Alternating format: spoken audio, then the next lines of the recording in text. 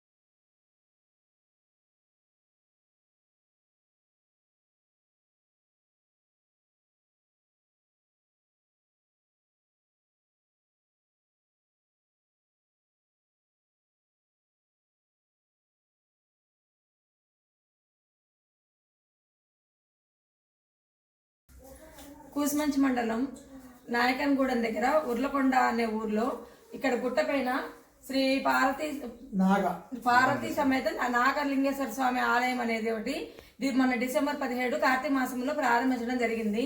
ఇప్పుడు ఈ సంవత్సరం మహాశివరాత్రికి జనాలు పొద్దున 4-5 గంటల నుంచి తండోపతండాలుగా వచ్చి శివుడిని అభిషేకాలు చేయించుకోవడము, కొత్తగా అంటే నూతనంగా వెలిసిన దేవాలయమైనా కొంచెం జనాలు భక్తి పారసంతో రావడం, పొద్దునే హర మహాదేవ్ శంభో అనుకోవడం రావడము మంచిగా జరిగింది. మేము కూడా ఖమ్మం నుంచి ఇక్కడికి వచ్చాము.